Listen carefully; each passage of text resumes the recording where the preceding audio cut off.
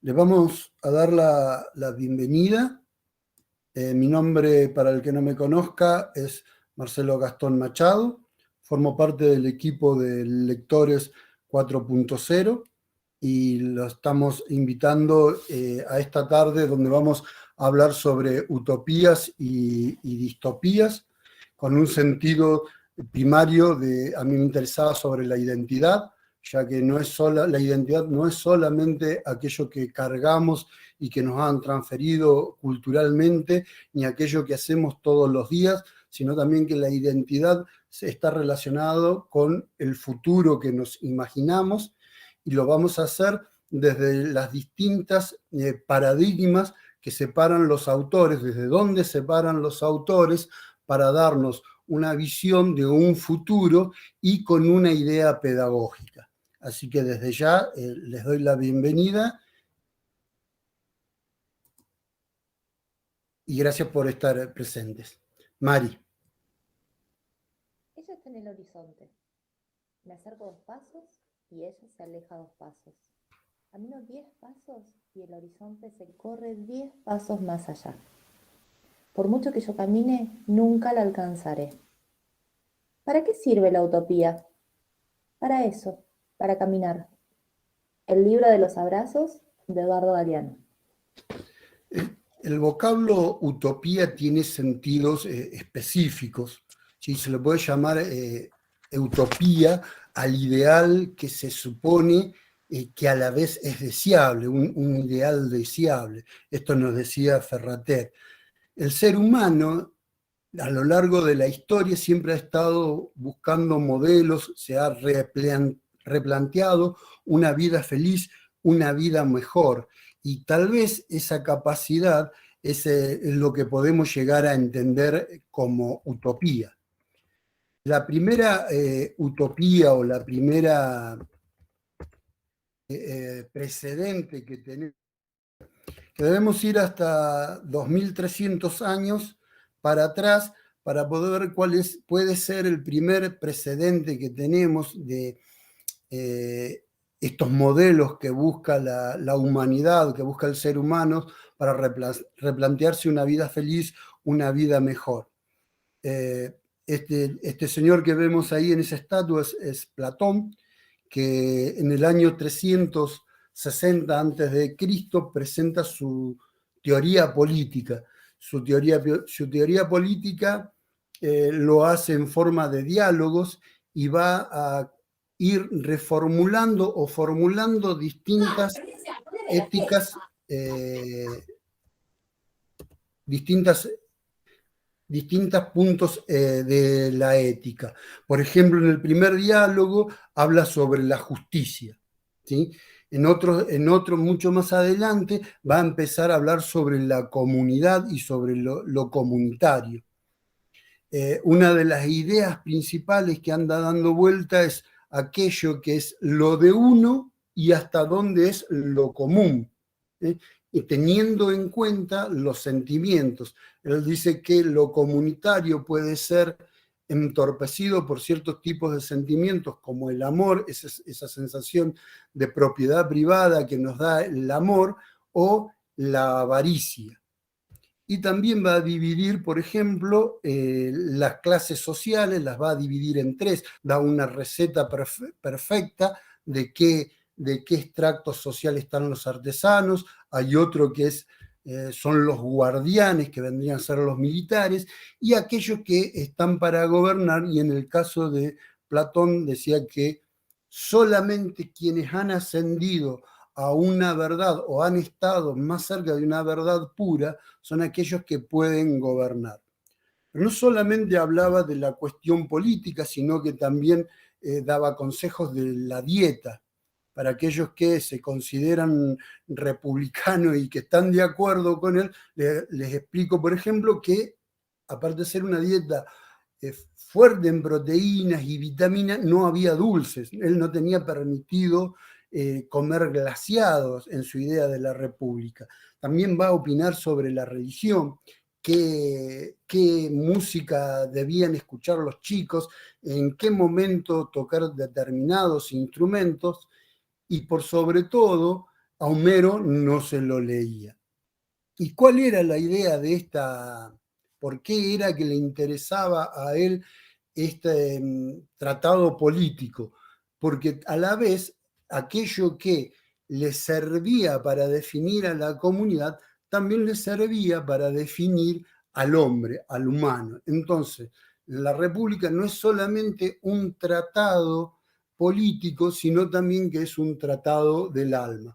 Aquello que le es bueno a lo común, que es bueno a lo común, a la comunidad, también es bueno para la persona. Era un poco la idea de Platón en la República. No sé si alguien ha leído La República y considera que puede hacer un aporte para que ayude a la comprensión de este tratado que es extenso. ¿No? Sí, yo he leído La República, pero no quiero interrumpir con desviar el tema, digamos, porque por ahí vos estás definiendo el origen de la utopía y lo que tengo para decir por ahí se va de las ramas, así que, pero me encanta que hayas empezado por ahí, digamos, el origen, la genealogía de lo que vas a hablar hoy. Buenísimo. Gracias.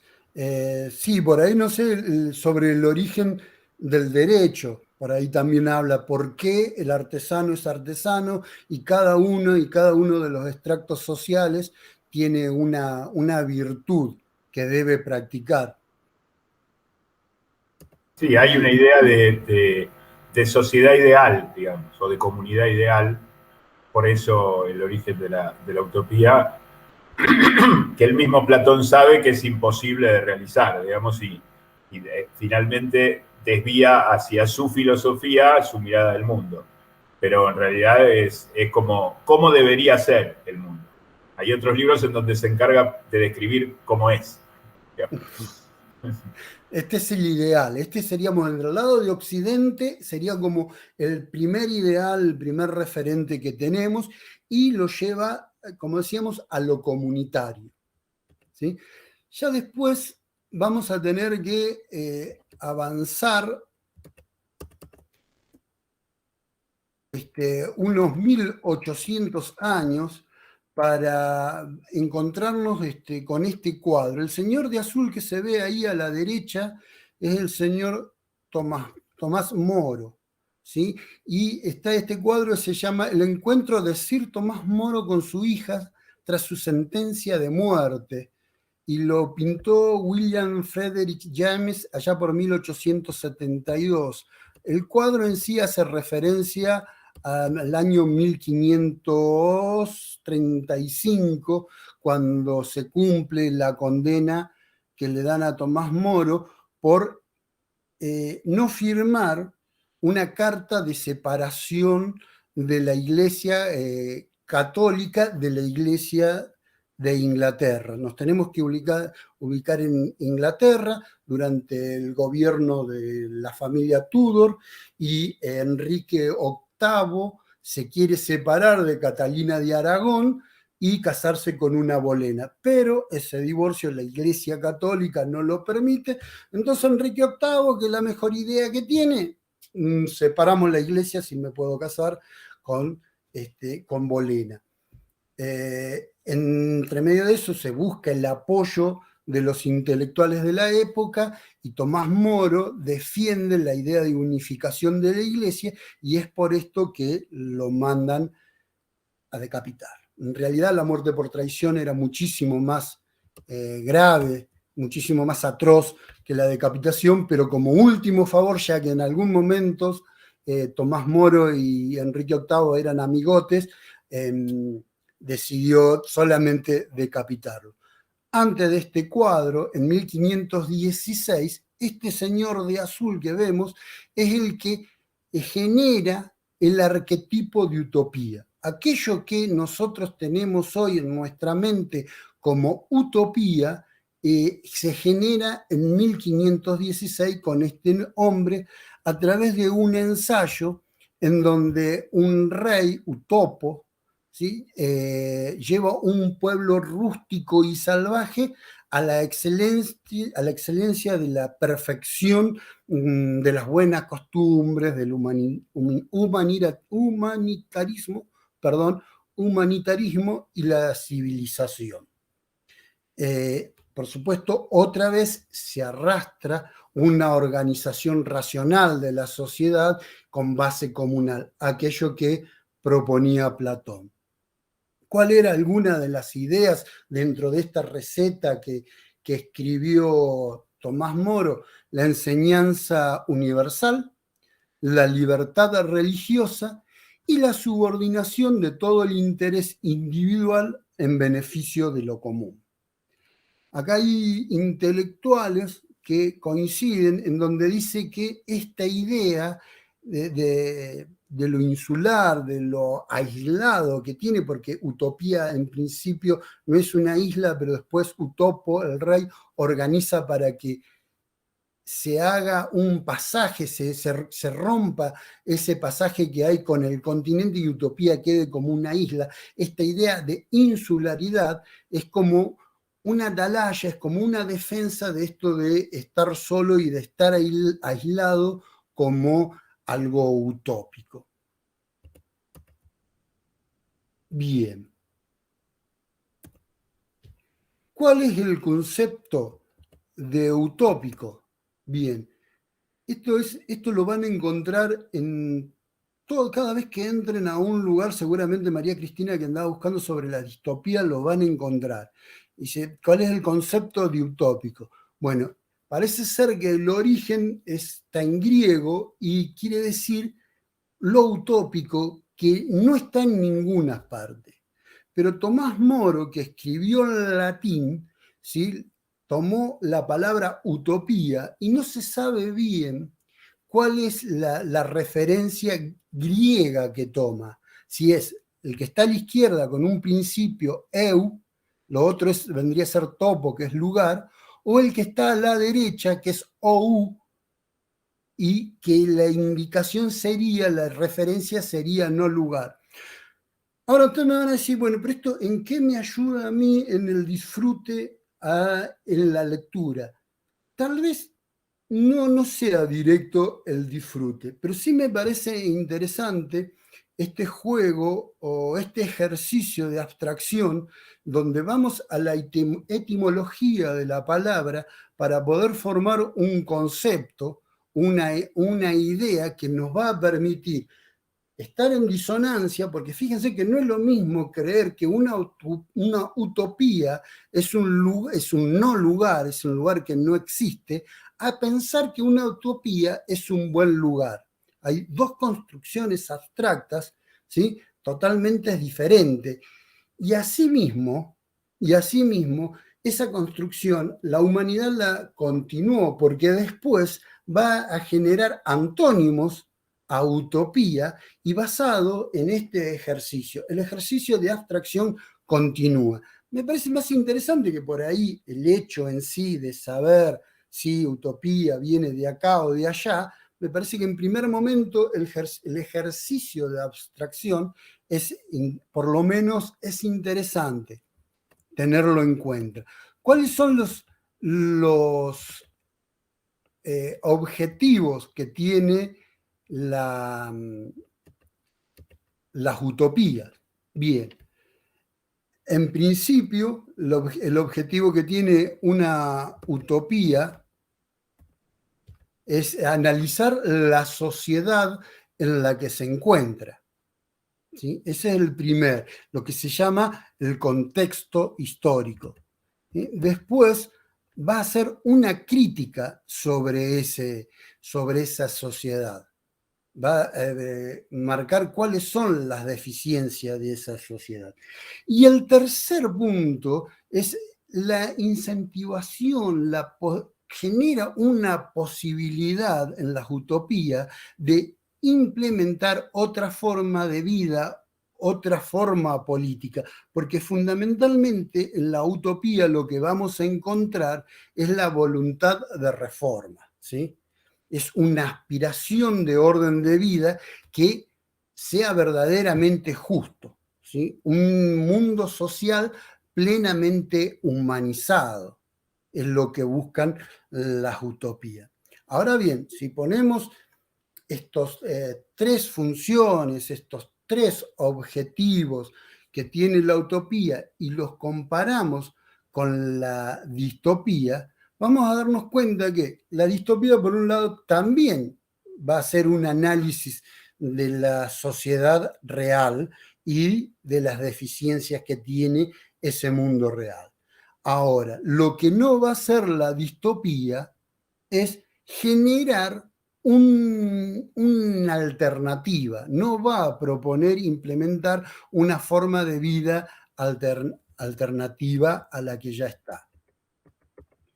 Ahora bien, para llegar a hablar de distopía, vamos a tener que avanzar unos 300 años más. En esos 300 años aparece este señor que a la izquierda, en el fondo, lo vemos sobre una pared que es la Universidad, University College de Londres. Este señor es Jeremy Bentham y hay muchas cuestiones reales y muchos mitos alrededor de este hombre. Uno de sus mitos, por ejemplo, es que fundó la University College of London. Esto que estamos viendo y que la misma universidad le hace un cuadro, es un mito. Él nunca fundó, él colaboró con 100 liras, pero entre medio de otras personalidades que también colaboraron para la universidad. Pero esta pintura se llama Los Cuatro Fundadores. También hay otros mitos, por ejemplo, él pidió que lo canonizaran y ronda la idea de que en algún momento unos alumnos pidieron la cabeza de Jeremy Bentham para jugar un partido de fútbol o de lo que se jugara en esa época. Bueno, este hombre llega a ser reconocido a nivel mundial no por sus mitos, ¿sí?, sino por sus logros. Él era un jurista, filósofo, economista, era escritor.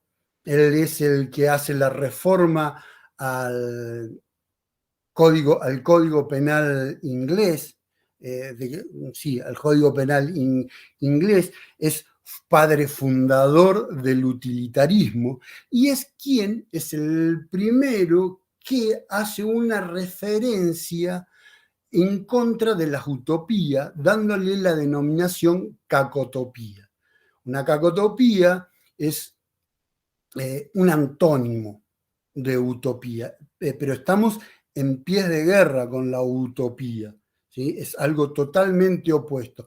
Por supuesto que, en mi entender, no hay un texto, ¿sí?, que responda a este concepto, sino que es una categoría más llegado a lo social que al género literario, las cacotopías, ya que las distopías, vamos a llamar, siempre guardan algo de lo utópico. Recuerden aquello que vimos, ¿sí?, que las dos analizaban y criticaban el contexto, las utopías y las distopías analizaban y criticaban el contexto en el cual se generaban.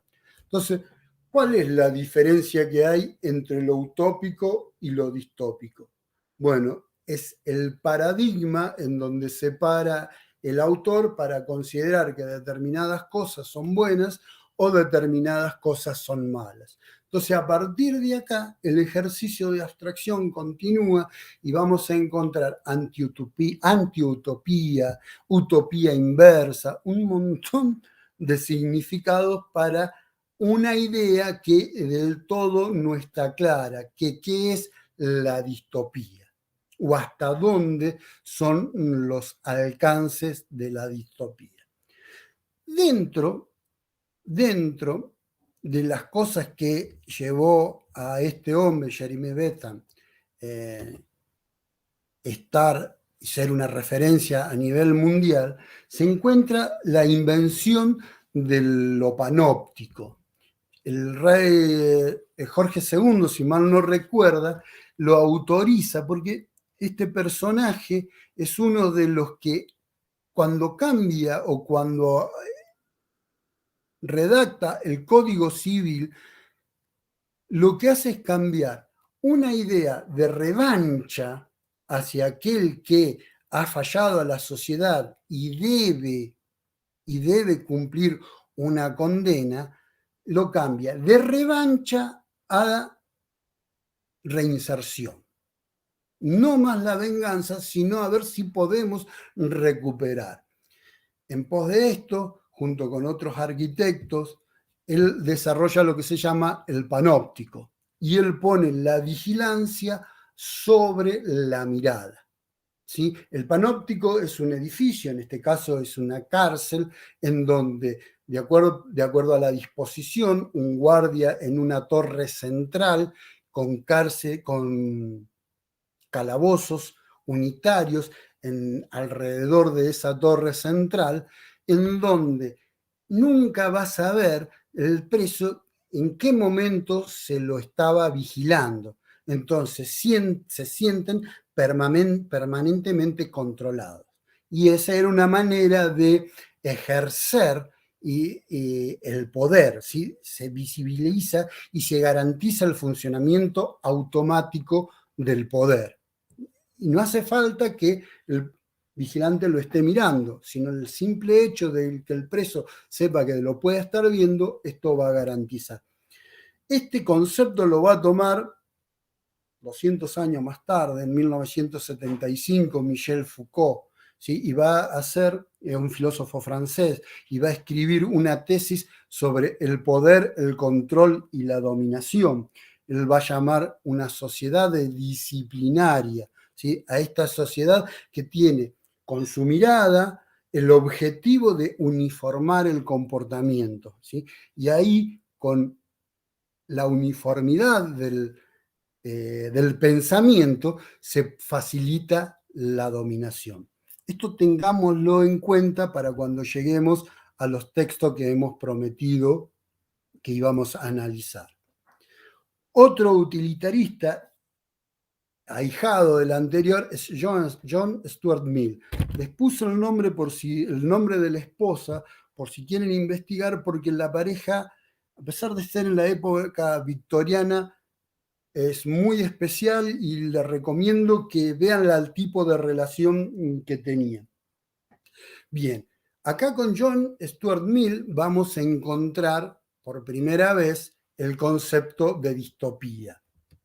Él en lo que se llama la Cámara de los Comunes, ¿sí? Él hace un discurso en donde utiliza por primera vez, en 1866, si mal no lo recuerdo, 1868, utiliza la palabra distopía o cacotopía. Él lo hace en un sentido de sinónimo. Yo prefiero utilizar la idea de cacotopía como sinónimo de antiutopía. Ahora, vamos a adaptar el concepto de distopía que nos da la Real Academia Española, ¿sí? En el cual la representación ficticia de una sociedad futura y de características negativas es causante de la alienación humana. Bien, este hombre, John Stuart Mill, también es el que termina de afinar el utilitarismo. ¿A qué nos referimos con el utilitarismo? Así, en un acercamiento muy somero, ¿sí? Muy rápido y somero de este modelo filosófico. Bien, esto empieza, esta doctrina ética está a finales del siglo XVIII y a principios del siglo XIX, y considera que una acción es correcta en función a sus consecuencias, pero no a las consecuencias individuales, como decían algunos filósofos griegos, sino que acá entra lo colectivo, ¿sí? La acción humana se vincula a través de la realización de acciones útiles. Por lo tanto, Jeremy Bentham va a definir aquello que es el principio de utilidad. Y someramente, el principio de utilidad dice, hay que lograr la mayor felicidad para el mayor número de personas posibles. Tomemos el panóptico de Foucault y tomemos este principio de utilidad de Jeremy Bentham. Tengámoslo en cuenta para cuando lleguemos a los textos. Ahora bien, para que lo distópico, ahora que tenemos la palabra distópico o distopía, pero para que esto se consolide en un género literario, tenemos que pasar por un proceso que es el del desencanto. La humanidad sufre un desencanto alrededor de la razón, en el principio de que el progreso tecnológico no iba a llevar a un mundo mejor, ¿sí? Estas atrocidades que vivimos en el siglo XX, como el totalitarismo, son las que ayudan o empujan o terminan de coser una distopía, es lo que va a ayudar a producir la distopía. Y se va a pronunciar la distopía en contra de la racionalización, ¿sí? Y va a intentar mantener ciertos valores que para los autores, acá nos volvemos a parar, nos volvemos a hablar de los autores y de los paradigmas que tienen los autores, que van a tomar los autores, de mantener ciertos valores que ellos van a considerar fundamentales, como la libertad, la dignidad o la responsabilidad moral. Este modelo distópico se va a ir reemplazando poco a poco a las utopías. Es un modelo, a las utopías. Lo distópico es un modelo ficticio, capaz de cuestionar el futuro en el ámbito social. Ahora bien,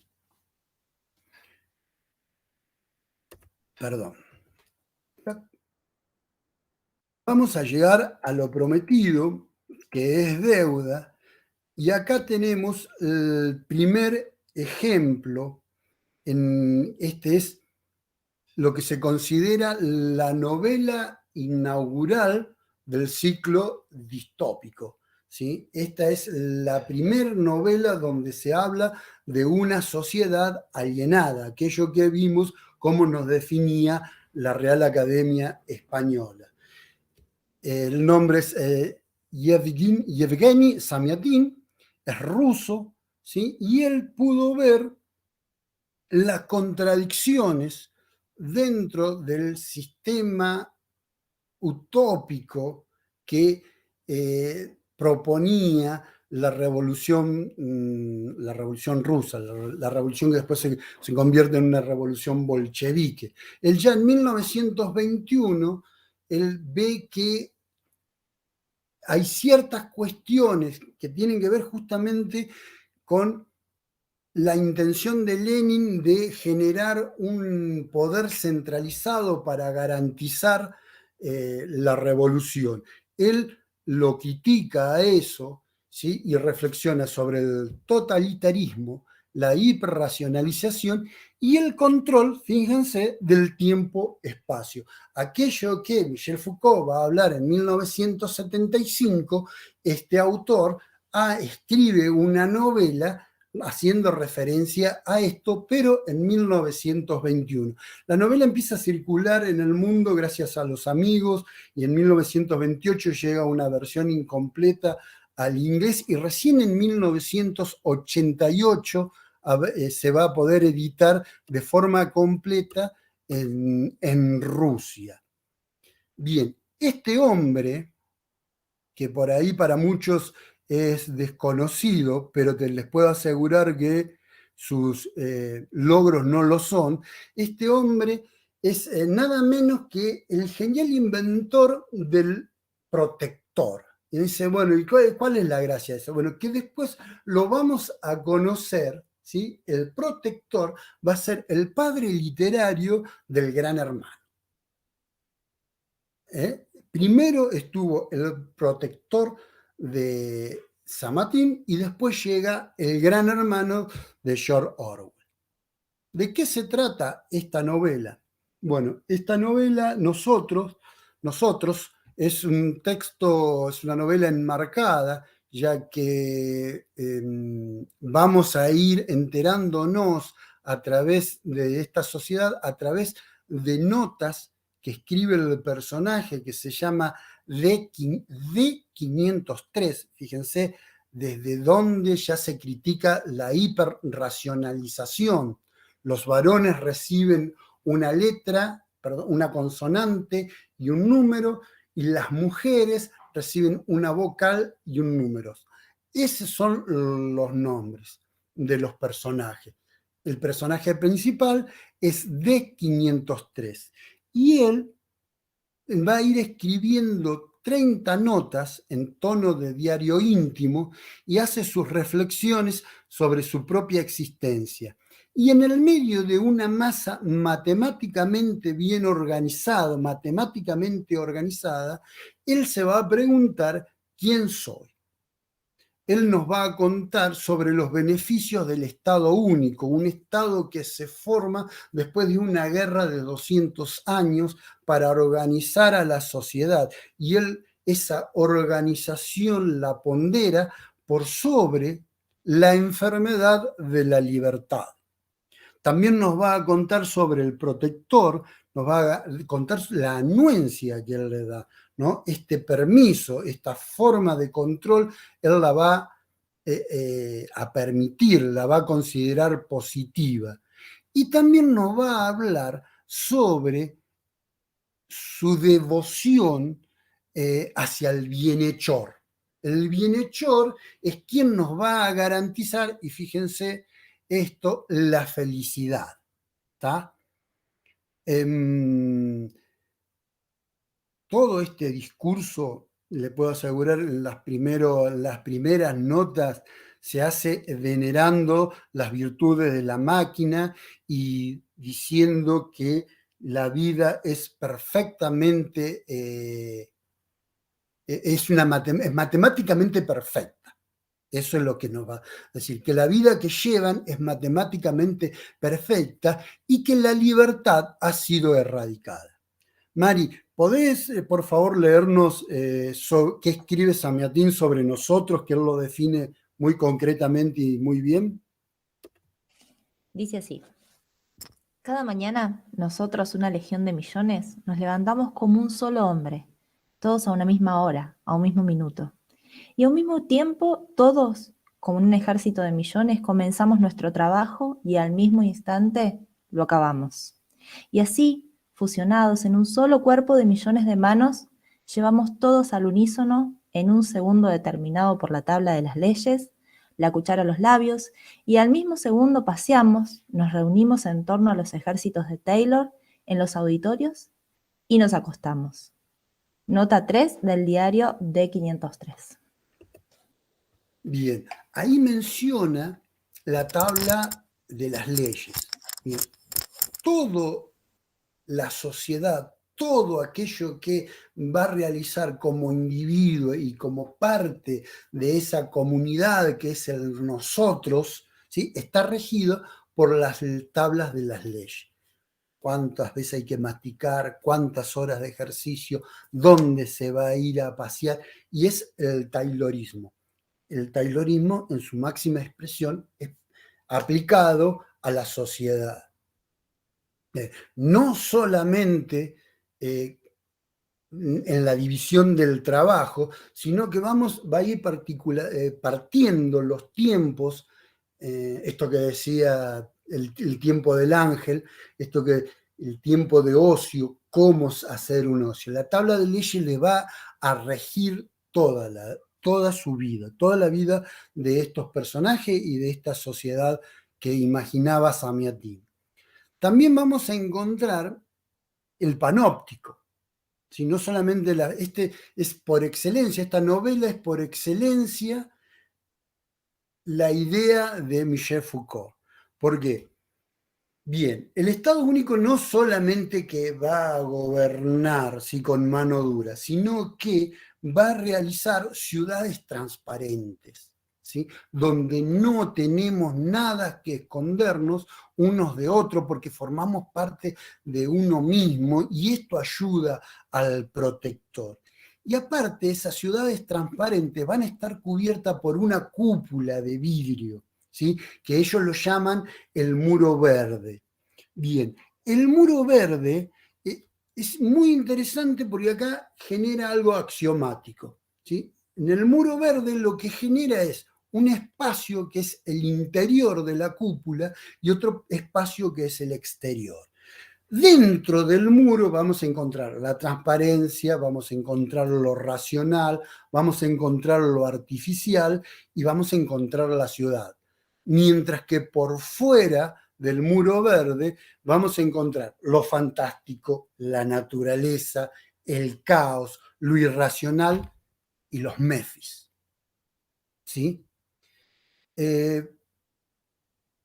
¿Podés hablar sobre la arquitectura, Mari? Sí. Oh, cuán grande e inmensa es la sabiduría constructora de barreras, de muros. Es probablemente el mayor de los inventos. El ser humano dejó de ser un animal salvaje solamente cuando levantó el primer muro. El ser humano dejó de ser un animal salvaje cuando levantamos el muro verde, cuando mediante el muro aislamos nuestro mundo perfecto y mecanizado del mundo irracional de los árboles, los pájaros y los animales. No sé si han tenido la oportunidad de alguno de leerlo, de leer la novela. Es una novela cortita de 120 páginas. No sé si han tenido la oportunidad de verla, de leerla. No. Bien. Voy a traer algo más, porque no la quiero contar toda, así que esto les sirva de estímulo para leerla. Voy a contar algo más. Cuando él empieza a escribir, cuando el personaje de 503 empieza a escribir, él dice que su tarea es mucho más difícil que la del común de los escritores, porque el común de los escritores escribe para las generaciones futuras o las generaciones presentes.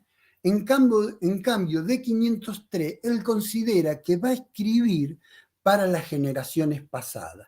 D503 es un ingeniero aeronáutico que está diseñando una nave espacial, ¿sí?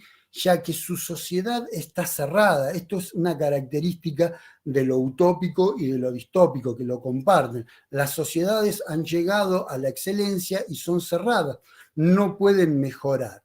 Entonces, esta sociedad, la de nosotros, la que nos cuenta Samiatín, hace un cohete para ir al espacio a llevar su sociedad superior a otros mundos.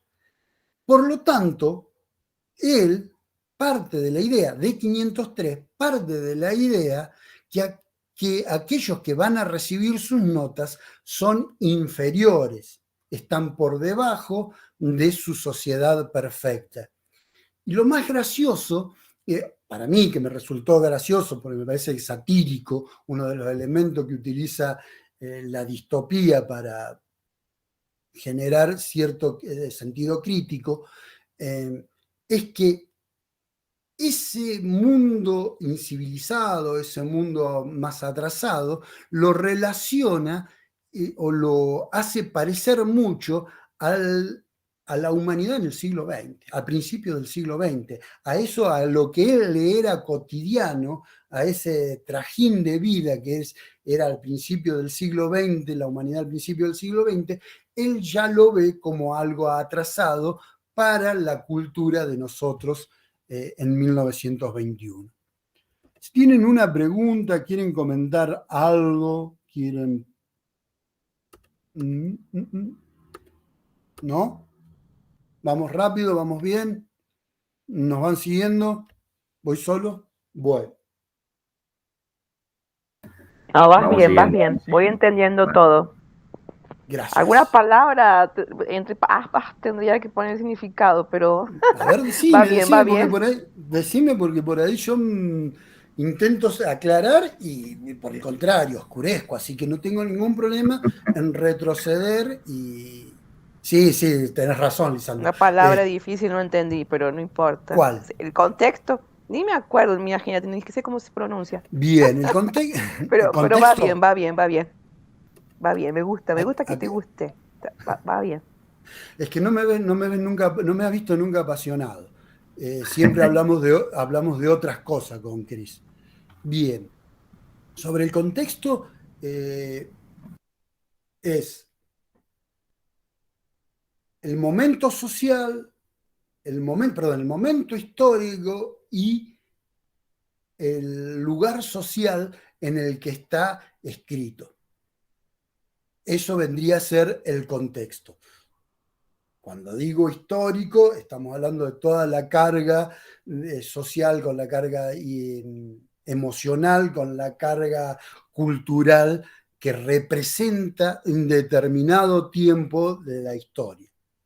A eso me refiero con contexto, y tanto lo utópico como lo distópico es representativa del hombre en determinado tiempo y en determinado espacio. Esto que Samiatín escribe no es casualidad, no surge de la nada, sino que él pasa por un proceso revolucionario y en el cual critica, que es la Revolución Rusa. ¿Algo más? ¿Ninguna idea? Nada. Bien.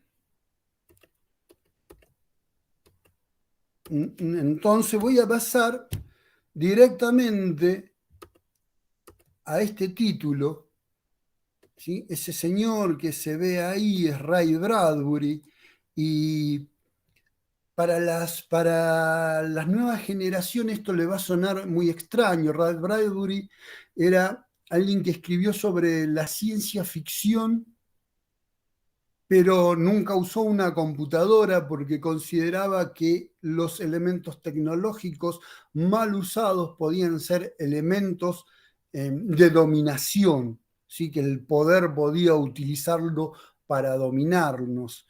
Y un poco Fahrenheit 451 habla de esto. Ray Bradbury era un enamorado de las máquinas de escribir.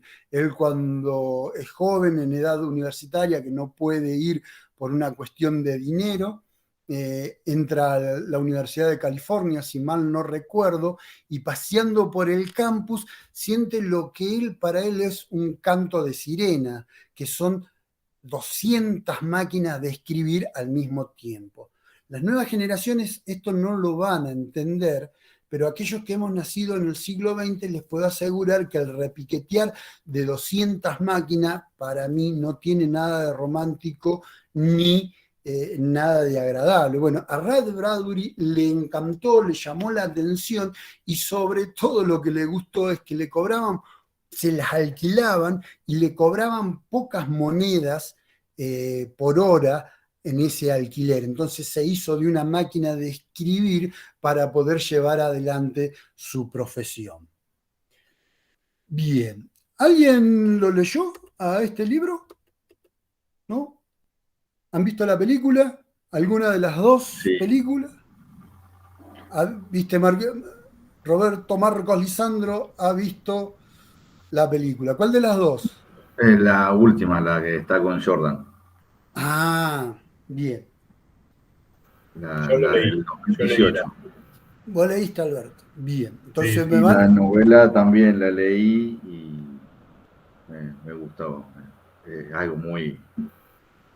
Me llama mucho la atención, más allá de que venís hablando por ahí de escritores de otros, con el contexto que vos decías, hablabas de escritores de otros continentes, por ahí, Sí. que ya se viene para estos lados, con películas, impacta mucho el tema de...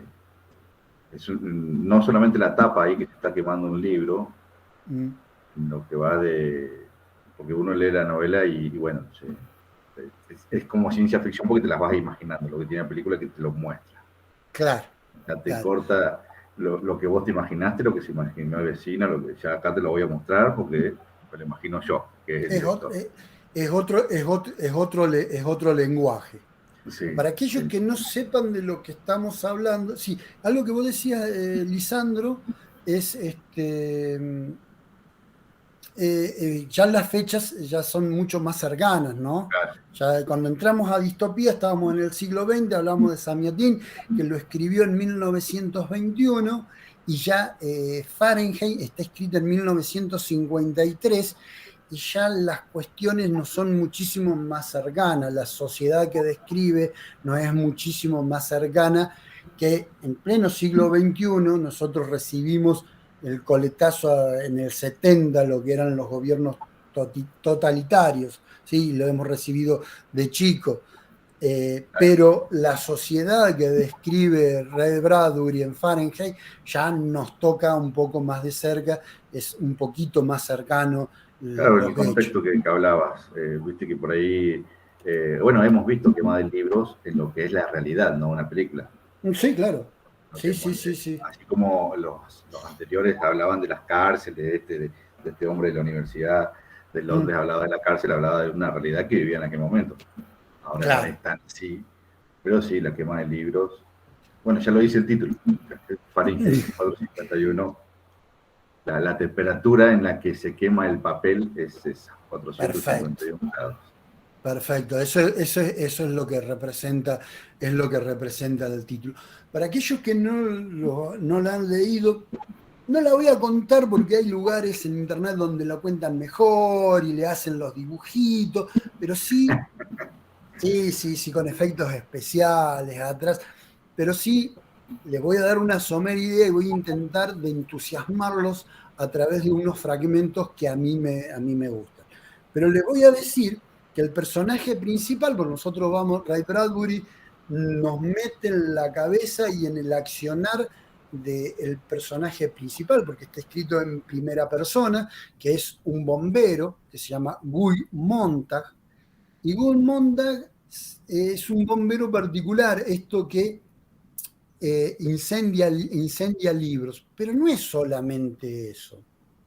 Los bomberos en ese momento, y definido por Ray Bradbury en uno de los personajes, el Capitán Beatty, son custodios, fíjense qué lindo, custodios de la tranquilidad del espíritu, de nuestro pequeño y comprensible y justo temor de ser inferiores. Esto es lo que los bomberos hacen. Ellos custodian, y acá volvemos al utilitarismo, esa aproximación que decimos al utilitarismo, ellos lo que custodian es la felicidad, es que seamos la uniformidad, ¿sí? Que nadie se sienta inferior, ¿sí? Entonces, mantenemos tranquilo el espíritu, porque todos, y esto lo dice el capitán Beatty, tenemos un pequeño, comprensible y justo temor a ser inferior. Bien. A la parte que yo me refería, que voy a hacer referencia, ¿sí? Que es la que a mí más me entusiasma, y es donde Ray Bradbury va a describir la sociedad. Esta sociedad ficticia, es un Estados Unidos futurista. El libro está escrito en 1953, así que no suponemos que más allá del siglo, puede suceder más allá del siglo XX, ¿sí? Y la escena o el fragmento que a mí me gusta y que donde describe está dado de esta manera. Hay tres personajes, ¿sí? En una habitación. Por un lado está Guy Montag, que es el bombero, el cual, y alerta de spoiler, el cual tiene una crisis, no tiene otro nombre, él está en crisis, ¿sí? Está la esposa, que es Mildred, que es una mujer producto de esa sociedad que ahora vamos a describir, y está el capitán Beatty. El capitán Beatty, un zorro viejo, que se da cuenta que su bombero, que su subordinado está en crisis con el orden social y lo va a visitar para refrescarles algunos conceptos, algunas categorías, se dirían, de su orden social. Y llega a la casa con autoridad, ¿sí? Con a ver por qué no fuiste a trabajar y no te olvides de algunas cuestiones. Están estos tres personajes, pero también hay un libro. El libro, en esta sociedad imaginada por Ray Bradbury, es un elemento que la sociedad no acepta. Es alguien con un libro en un transporte público, es como si hoy hubiera alguien blandiendo un arma en un transporte público. Escandalizaría, asustaría, ¿sí? Nos sacaría de nuestra tranquilidad, esto de lo cual son custodios los bomberos. Bueno, un libro representaba esto. Bueno, ese libro, hay un libro dando vuelta en la habitación. El único que sabe que está el libro es Wood Montag. Y otro que se va a enterar, o lo va a sospechar, es su esposa, que hasta el momento, de acuerdo al producto social que es, no está enterada ni en qué momento está viviendo su esposo. Entonces la charla que le da el capitán Beatty en un momento de tensión, son los párrafos que me imagino o que me gustaría imaginarme el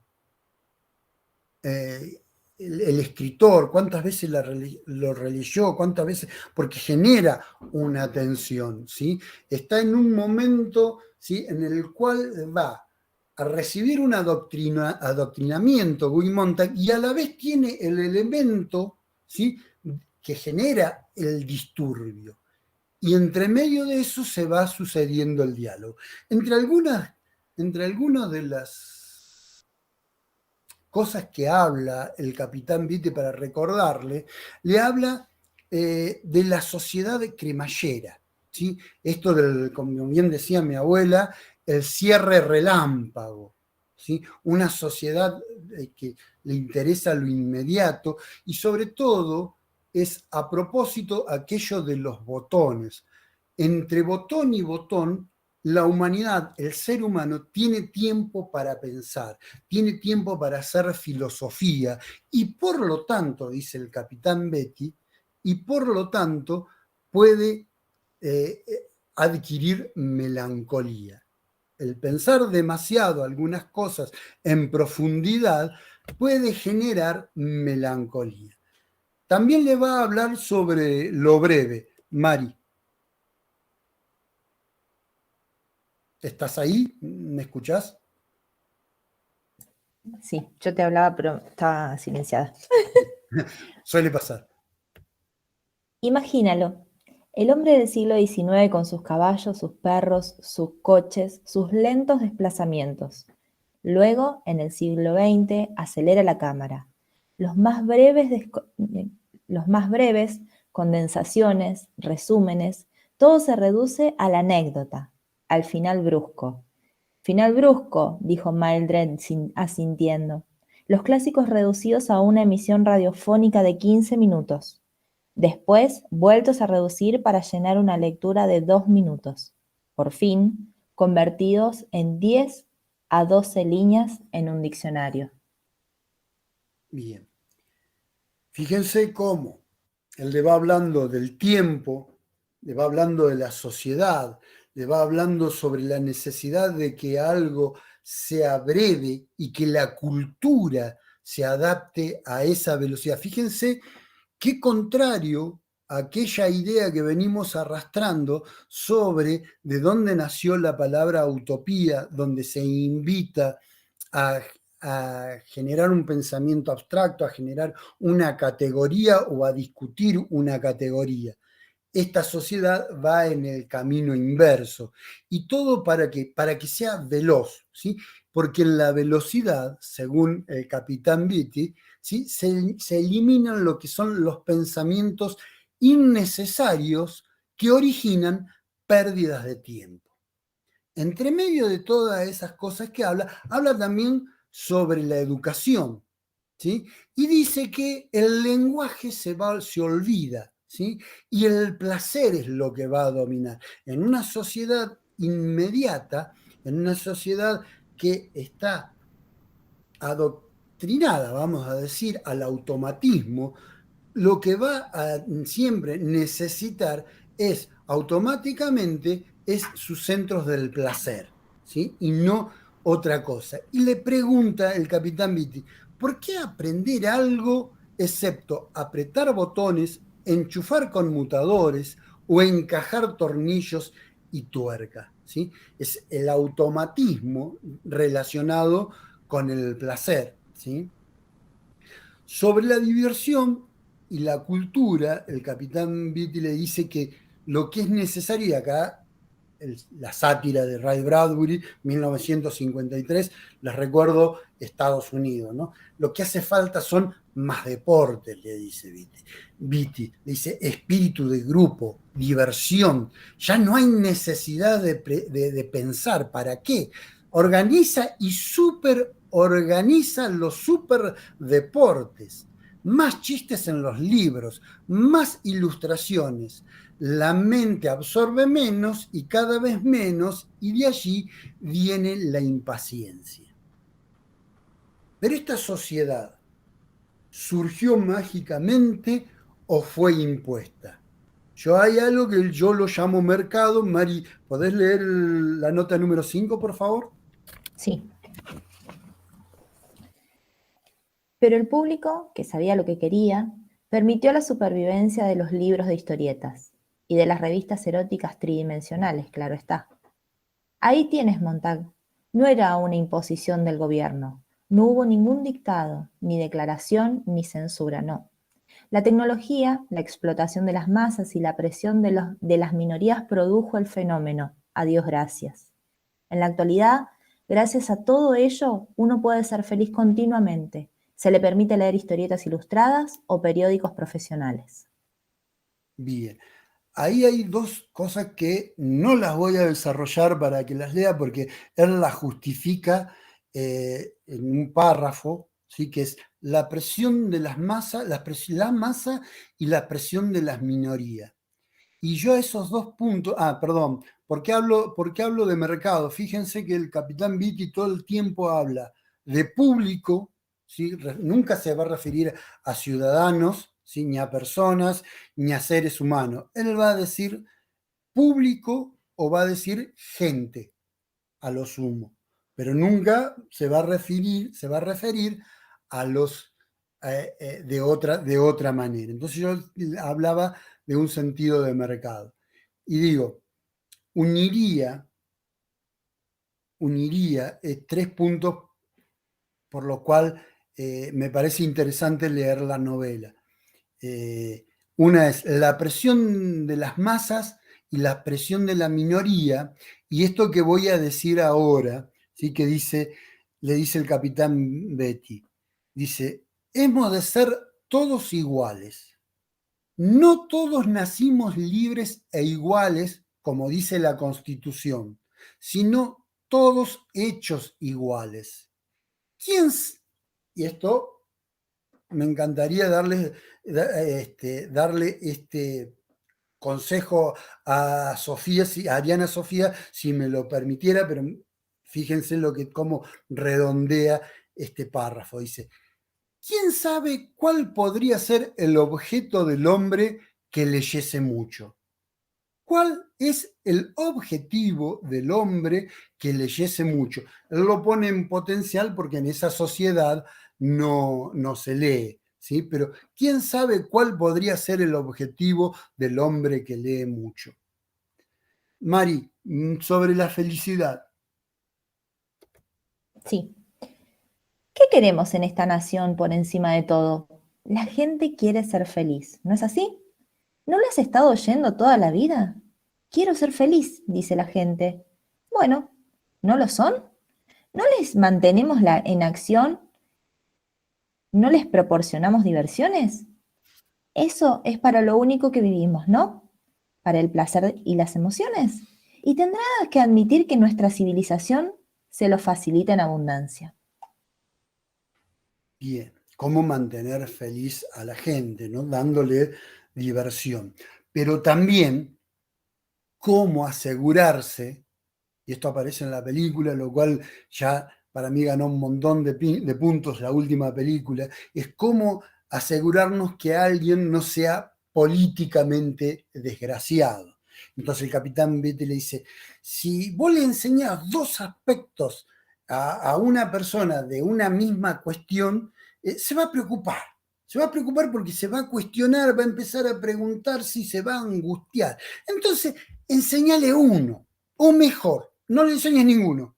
Y entonces, de esa forma, nos aseguramos la felicidad. Nos aseguramos que las cosas sean divertidas, que las cosas sean rápidas, que sean las urgencias del placer, los automatismos del placer, se complazcan rápidamente y no pensemos.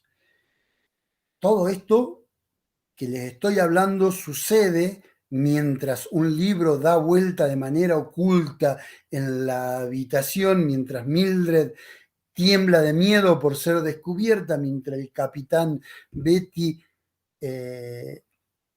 sermonea y mientras Montag aún más se llena de duda. Y para cerrar, ¿qué le dice Marie? Dice, tranquilidad, Montag. Dale a la gente concursos que pueda ganar recordando la letra de las canciones más populares, a los nombres de las capitales de estado, o cuánto maíz produjo Iowa el año pasado. Atibórralos de datos no combustibles. Lánzales encima tantos hechos que se sientan abrumados, pero totalmente al día en cuanto a información. Entonces, tendrán la sensación de que piensan, tendrán la impresión de que se mueven sin moverse y serán felices, porque los hechos de esta naturaleza no cambian. No les des ninguna materia delicada como filosofía o sociología para que empiecen a atar cabos. Por ese camino se encuentra la melancolía.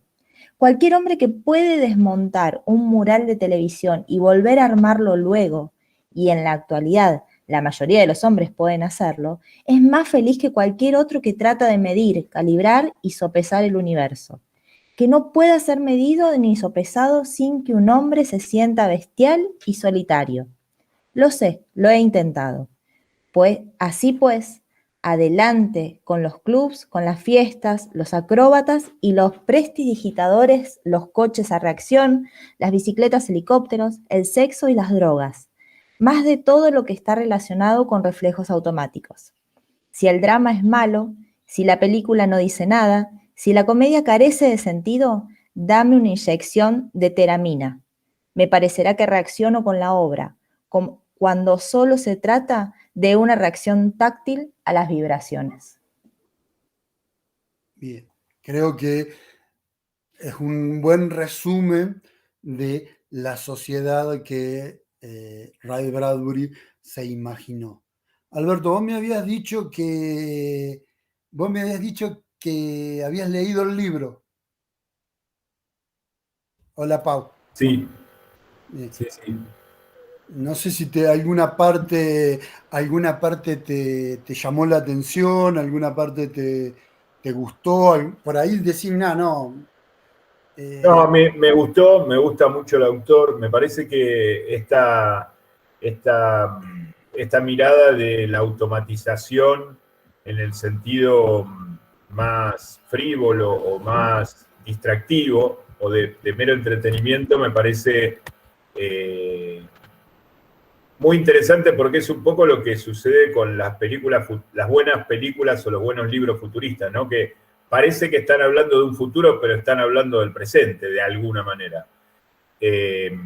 Y en Fahrenheit se nota eso, digamos, se nota que la sociedad, a mí particularmente lo asocio con Salinger, que no tiene nada que ver, pero tiene que ver, porque los dos escribieron en un mismo momento, haciendo críticas muy parecidas sobre la misma sociedad y viviendo en el mismo lugar, en el mismo país, y son contemporáneos, y desde diferentes géneros abordan esa esa nada misma que es la vida, el modo americano de vida, nada más que Bradbury juega con lo futurista o juega o sea, se sale del contexto, o supuestamente se sale del contexto.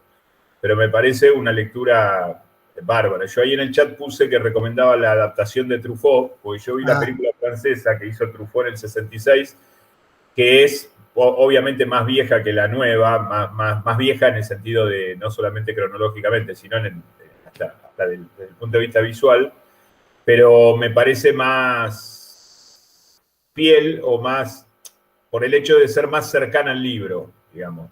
No vuela tanto con cosas visuales o con efectos que Bradbury no se hubiera imaginado, digamos, al escribir, desde el punto de vista visual, creo yo. Pero no, eso no. Me parece que el sentido de toda esta literatura, de la buena literatura que mira el futuro, de alguna manera está mirando el presente. Es decir, nos está diciendo, bueno, el mejor ejemplo es Terminator, ¿no? Terminator no fecha ese futuro, o Avatar, no fechan ese futuro, y en realidad nos están hablando de muchas de las cosas que están pasando ya. Por ejemplo, el tema de las máquinas, digamos, de las personas como máquinas, o las máquinas decidiendo la vida de las personas, que es lo que habitualmente sucede ya hoy, hace rato ya. Eso nomás. Sí, digamos, esto que él logra ver en 1953 en el seno de un imperio, ¿sí?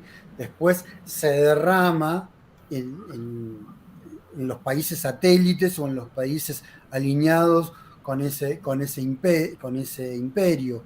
Por eso es que a nosotros no nos es tan lejano esta situación de inmediatez, a lo que no dijimos porque fuimos totalmente fiaca, porque consideramos que hay otras formas de enterarse sobre Fahrenheit, este mundo de las pantallas, ¿sí? de los muros pantallas, todo el tiempo acercándonos diversión, todo el tiempo preocupados más por los colores y el sonido estridentes que por el contenido. Él ya lo vaticinaba en 1953 y hoy es una cuestión que no es cotidiana en siglo XXI. Bueno, en general el arte norteamericano tiene la ventaja, entre comillas, de vivir primero los horrores de nuestra civilización que todos los demás, que lo vemos años después. Me acuerdo cuando yo veía películas en los años 80 y veía shoppings y patios de comida y esas cosas, yo decía, ¿pero cómo? ¿Qué es esto? ¿Dónde hay de esto? Que es una película de ciencia ficción, y en realidad ellos ya lo estaban padeciendo de alguna manera, determinada forma de vida que a nosotros nos llegó 10, 15 o 20 años después. Digamos. Eso normalmente pasa. La descripción del Nueva York de Salinger en El Cazador Oculto, en El Guardián del Centeno, es una ciudad que, bueno, por supuesto yo no vivía en el año 51, 52, pero es una sociedad que acá llegó 20 o 25 años después. Lo mismo con la tecnología y lo mismo con toda esa diversión vana o diversión vacía, o sea, diversión cáscara, que heredamos por ser de alguna manera satélites a esa mentalidad. Lisandro, sí. Hay algo que pasa en la película, que Beatty dice un diálogo. Beatty es como el jefe de Montan, pero a su vez es como quien lo crió. Y en un momento están en un bar y charlan y le dice, hablando del futuro, vamos a ir mucho, mucho al pasado, le dice, nosotros somos como los que ven las sombras del fuego adentro de la caverna. O sea, nos fuimos a Platón, ya no nos fuimos al futuro. Le dice, nosotros somos eso. Y tengamos en cuenta que acá tenemos fuego, tenemos lugares cerrados y tenemos total desconocimiento, porque estos personajes desconocen. Imagínate que piensan que son bomberos para prender fuego, cuando es totalmente al revés, en la realidad. Así que hay un desconocimiento. Estas personas, en la película, por ejemplo, no vemos familias, no vemos esposas, no vemos hijos, viven en tipo cajas de zapatos con con pantallas gigantes, los edificios son pantallas gigantes, y es cierto, todo para un público, se hace todo para llamar la atención por un ratito. Es lo que decía recién Mariela cuando leyó, de que la información cada vez viene más reducida. Como dijiste vos, hay videos que hablan de esto con dibujitos más lindos y cosas así.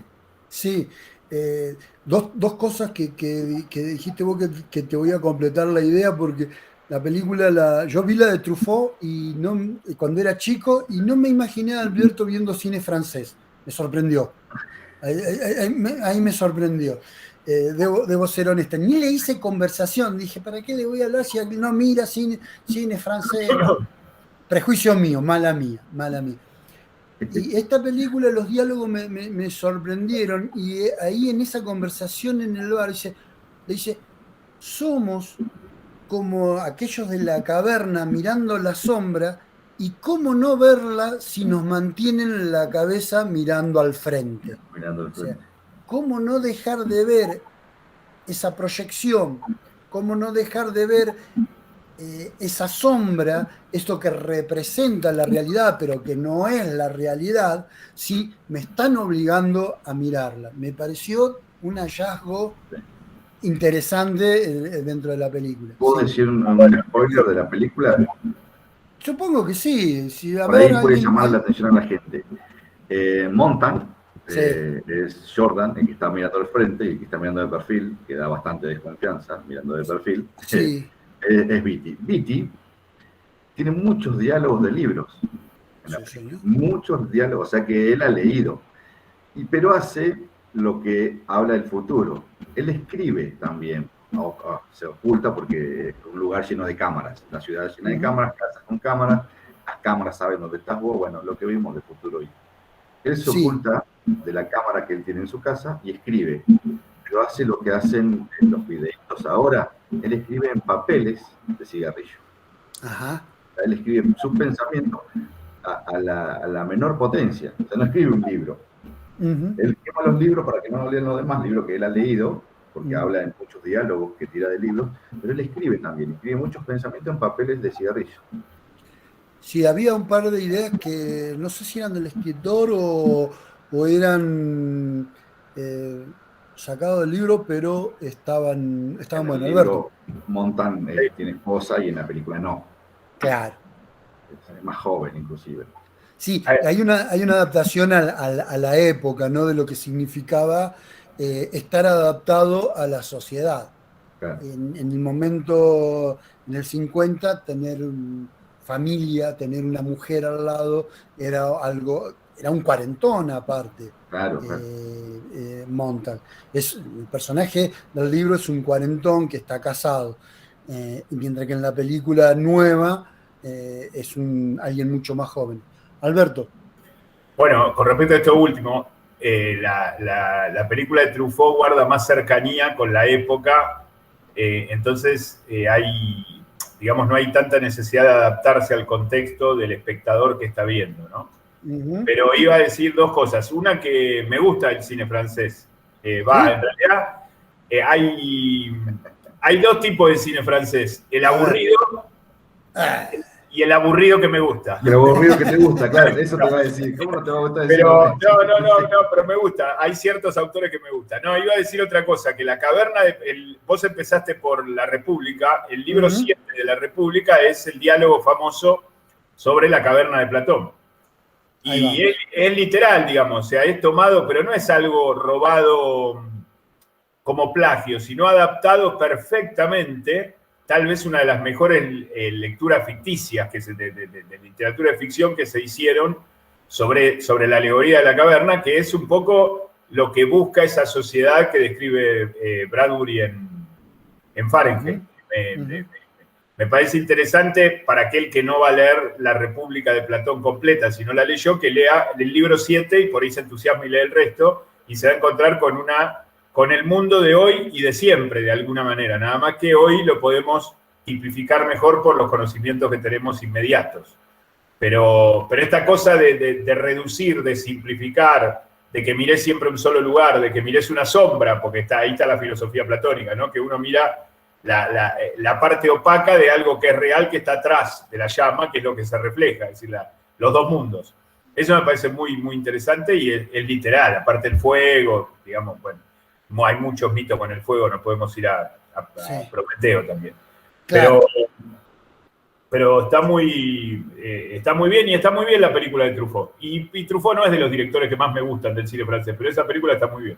Sí, esa película ha marcado una estética, ¿sí? Hoy podés te cuento Fahrenheit en 5 minutos o en 7 minutos, y el bombero que dibujan tiene la vestimenta de Truffaut, no la de Fahrenheit, la nueva, ni la de los bomberos modernos, sino que quien hizo el dibujo utilizó la estética de Truffaut, ¿sí? Bueno, Para mí... discúlpame, no solamente que hay 10 años, 12 años entre la publicación de la novela y la película de Truffaut, sino que aparte es probable que la Francia de 1966 sea muy parecida al Estados Unidos de 1950. Entonces hay más cercanía cultural o más cercanía sociológica, si se quiere, que la película actual, última, que no la vi, la última, la que hablaba Lisandro, que me imagino que debe ser norteamericana y que debe ser de ahora. Claro. Sí, 2018 creo que se acerca más a la Ray Bradbury, y la Fahrenheit actual se acerca más a nosotros. Claro, me imagino. Me imagino que es lo que busca toda película, parecerse al espectador que lo va a ver, que va a pagar la entrada, obviamente. Sí, o a un imaginario con el cual el espectador se pueda identificar. ¿Sí? Bien. ¿Alguien más quiere agregar algo, quiere decir algo al respecto? No hemos visto la película. Bien. Como modo de cierre, le podría decir que las obras distópicas tienen en sí una función pedagógica y que intenta dar lineamientos a la conformación de juicio crítico de la persona, ¿sí? Y la función es evitar un mal que pudiera acontecer en una sociedad futura. Ese es el planteo de esta charla, no es terminar la charla y decir, uy, está todo mal y nos pegamos un tiro, no. Mirá, sino que a través de la exacerbación, el autor, a través de la sátira, te está diciendo, fíjate las cosas que nos pueden llegar a hacer mal. En el caso puntual de Fahrenheit es la pérdida del lenguaje. ¿Por qué quemaban libros? Tenían una bronca con la biblioteca, tenían una bronca... No, se iba reduciendo el lenguaje, y para reducir el lenguaje vos necesitas quemar libros, por ejemplo. ¿Y para qué reducimos el lenguaje? El lenguaje es una forma de cristalizar nuestras ideas, nuestras utopías, nuestra forma de pensar. Si nosotros no manejamos nuestro lenguaje y si todo el tiempo estamos con el automatismo, ¿de qué manera vamos a poder tener una idea diferente o en qué momento vamos a poder presentar una sociedad diferente si no tenemos un lenguaje para expresarnos? Eso la película nueva lo deja claro, pero de una manera en el cual no cabe duda. Una cosita más, Gastón. Sí, dale. Con respecto a esto que vos decías del lenguaje, también se abrocha con lo que leyó Mariela de la simplificación y la reducción, ¿no? Porque la idea de que el pensamiento sea simple, que la frase sea simple, sea corta, esta cosa de síntesis, esto de la extensión como un problema, es lo que quita complejidad y a la vez quita posibilidades de resolver problemas complejos, porque una sociedad es un problema complejo. Entonces, cuanto más se simplifica el discurso y más se simplifica el lenguaje mediante la quema de libros y mediante un montón de otras actitudes, más se apunta a lo simple, más se desdeña de lo complejo y más lejos está de pensar, en definitiva, que es el primer paso para decidir después una sociedad mejor o distinta, no necesariamente mejor. ¿Cómo podemos llevar adelante esto que fue propuesto hace 200 años y bueno, que se ha ido adaptando, ¿no?, a las épocas y que tiene que ver con el utilitarismo, ¿no? La mayor felicidad a la mayor gente posible. Si vos no podés expresarte, si vos no tenés un ejercicio de abstracción elevado, ¿cómo haces para llevarlo? ¿Con una felicidad vacía, con una felicidad inmediata? Bueno, lo que intenta hacer, lo que aboga la utopía, por lo que aboga la utopía, es por el ejercicio de la racionalidad, ¿sí?, con fines prácticos. Me refiero al bienestar, a la justicia, a la humanidad. ¿Ah? Y también la utopía.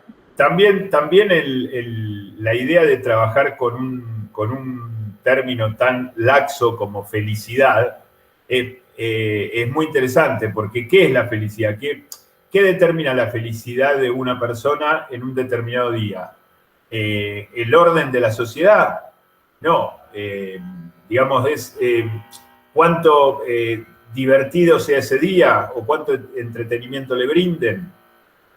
A veces No, ni bueno, siquiera cuánta justicia se maneje en su pueblo, en su ciudad o en su país. Es decir, que la palabra felicidad también, ya el solo hecho de abrochar la diversión ya es una simplificación. O es algo claro, mucho más complejo y mucho más claro. diverso, y las personas son felices por diferentes motivos. Algunos necesitan una cosa y otros necesitan otra.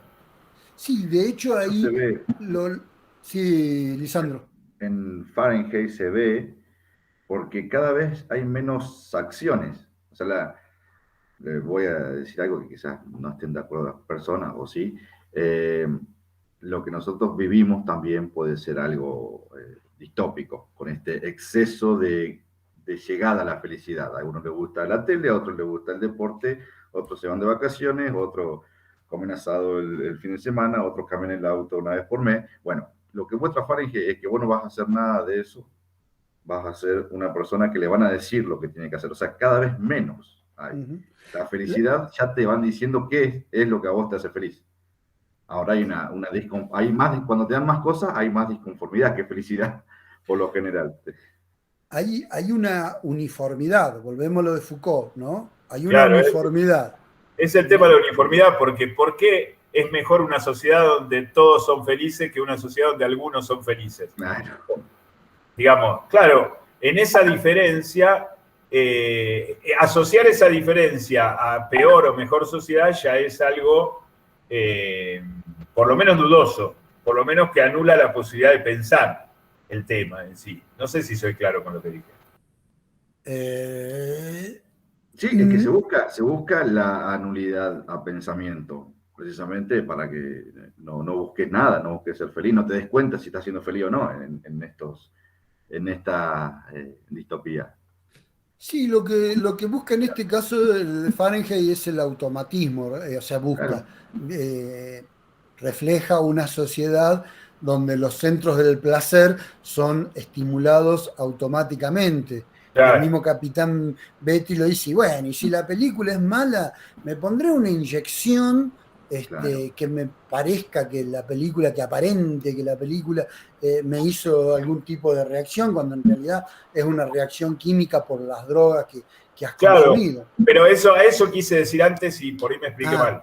¿No es mejor que una persona que siente que una película es mala? ¿No es más feliz una persona que siente que una película es mala y se da cuenta y elige ver otra después, que artificialmente hacerse creer que la disfrutó? Eso por ahí pasaba. No es que quiero vivir en un mundo que todos sean infelices.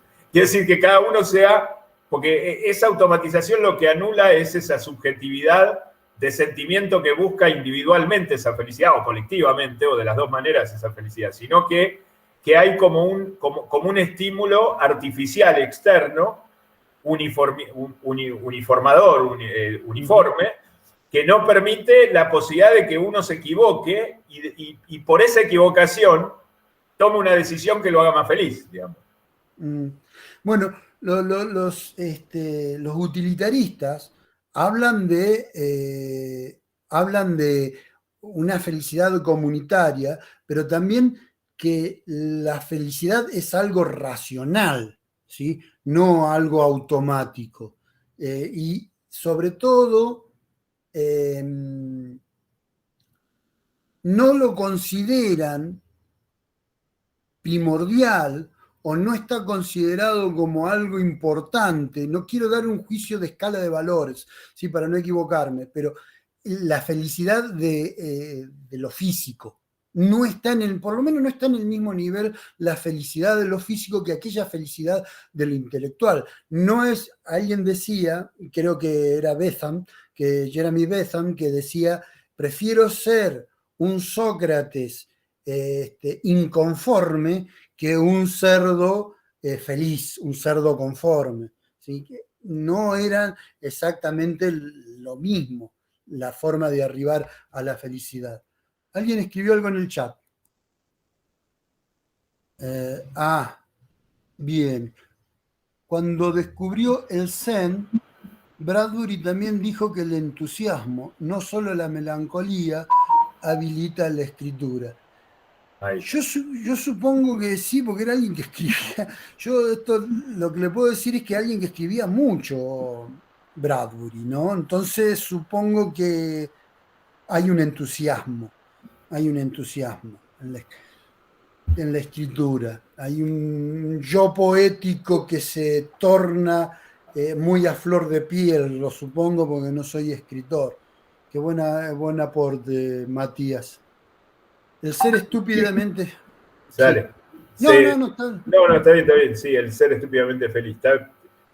Yo creo que me agarré de esa frase para lo que voy a decir. Dale. Esa frase de Gaby. La idea de que hay... Heidegger decía, los hombres felices no tienen historia, porque no pueden hacer historia. Claro, porque los seres felices no tienen la inquietud de conseguir su felicidad o de transformar las cosas o de pensar las cosas de una manera distinta. Digamos, ya que estamos en este tema y hablando del mundo de hoy, la infelicidad es la que nos mueve, excepto que seamos unos depresivos y que nos suicidemos, ¿no? Pero en general es la que nos mueve a buscarla. Entonces nos hace artífices en esa búsqueda nos hace artífices de ese logro, llegue o no, con lo cual otra vez vuelvo a cuestionar el término de felicidad como algo tan... Bueno, se me vino a la cabeza Un Mundo Feliz. No sé si la vas a tratar o la vas a nombrar o vas a dar... No, ahora no, es más, de hecho me estoy retirando con los aplausos, pero... Mundo Feliz, la super...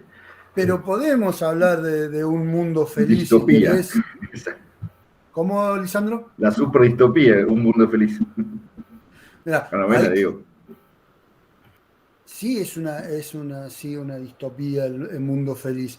Ahí Cris dice que esa la leyó. ¿Y qué te pareció, Cris? Si Hola. ¿Y ese libro, por fin, nombraste un libro que sí leído?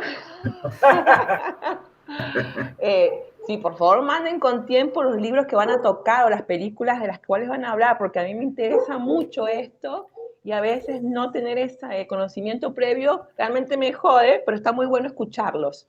Así Perfecto. Que el tema el tema del libro feliz a mí me gustó mucho y la segmentación de las personas que hoy en día también se ve, hoy en día se eligen los genes, si lo que eres rubio, si lo que eres blanco, si lo que eres alto. Hoy en día se está viendo mucho de eso, de la diseminación artificial, y ahí con el tema de los salvajes, los que están excluidos de ese sistema, que actualmente se ve de diferentes modos, pero se ve. Muy interesante el libro ese, a mí me gustó, y hay que releerlo. A veces una segunda, tercera lectura vas viendo otras cosas. En algún momento por ahí me animo y lo comentamos. Tomé estos dos sobre distopía, uno primero porque era el primero nosotros y Ray Bradbury por lo cercano que nos es el tipo de sociedad, ¿sí? Insisto, ya vamos a YouTube y encontramos cualquier cuestión que nos interese de la cultura y te lo cuento en 5 minutos, como si el trasfondo de la idea fuera solamente saber lo anecdótico, como decía Vitti, ¿sí? El final furioso. Así que en algún momento puede ser que toquemos a Huxley si no es que cambiamos, porque sí es interesante. Vos te perdiste la charla anterior, Chris, que era El futuro llegó, y Huxley tiene mucho que ver en esas cuestiones y también en el uso de las drogas recreativas, ¿sí? Esto de, bueno, la vida no es lo que yo quiero, lo que yo pretendo, entonces hay un estado que me prevé, sí, me provee, gracias, me provee de la droga, en ese caso es el soma, para llegar a un estado de felicidad, y que tiene en común lo mismo con Fahrenheit, que el placer después del trabajo, el placer a cualquier costa, incluso con el consumo del soma. No sé, ¿algo más tienen para agregar? No quiero aburrir porque yo de ciencia ficción seguiría hablando y ya después seguimos. Bueno, también nombraste 1984. Claro, ya después seguiría con 1984 y... Gran Hermano. Sí. George Orwell, ¿no?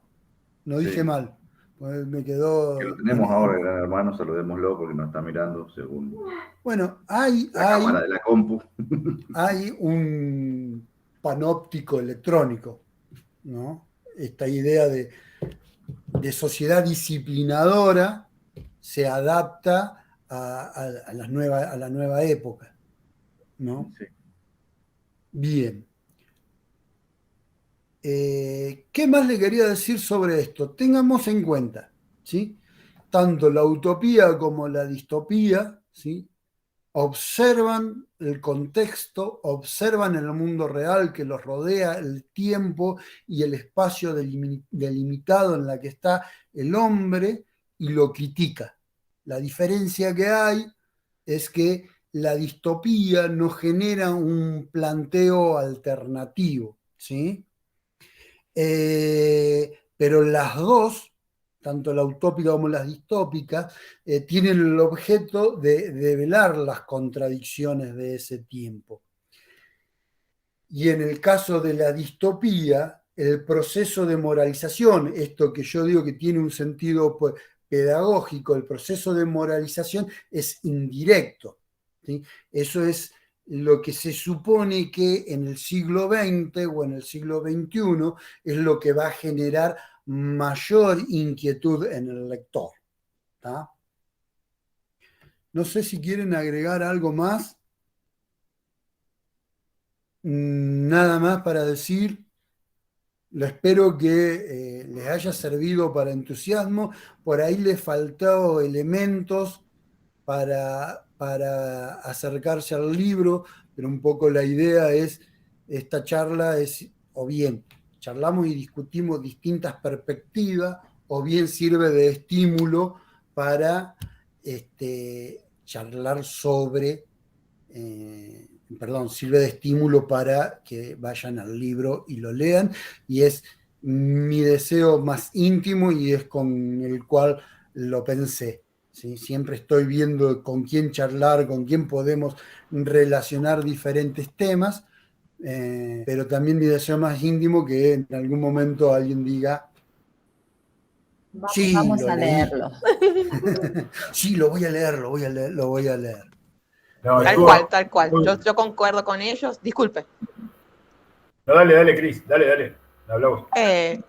Generalmente, mira, desde que te empecé a escuchar el año pasado y ahora que me enteré que volvieron, realmente me encanta la iniciativa. Así que sí, yo soy re quejosa, que me gustaría estar a veces con una información previa, pero también tiene esto otro. Me estimula a ver la película, a ver las dos versiones de los diferentes años, el libro, hacer comparaciones, discutirlo alguna vez, debatirlo, escucharlos. Es genial, así que felicitaciones y muchas gracias por la invitación. Muchas gracias a vos por darnos tu clic, a Matías que estuvo hablando desde el chat, Lisandro, Alberto, mi nombre es Gastón Machado, quien estuvo leyendo es la jefa de programa Mariela Hock, ¿sí? Jefa del subprograma Lectores 4.0. En nombre de todo el equipo de lectores, les agradezco por su clic y nos vemos el 28, al martes 28 a las 5 de la tarde con el autor. ¿Te acordás, Alberto, que nos dijo Mariana? No. Robert. Bien, Y se me fue el apellido. Mariela por ahí sabe. No tengo el título del próximo encuentro, sí a cargo de Mariana Sosa. Así que bueno, nos volvemos a ver el martes 28 a las 17 horas. Muchas gracias. Gracias a todos y gracias Gastón, estuvo genial. Muy bueno.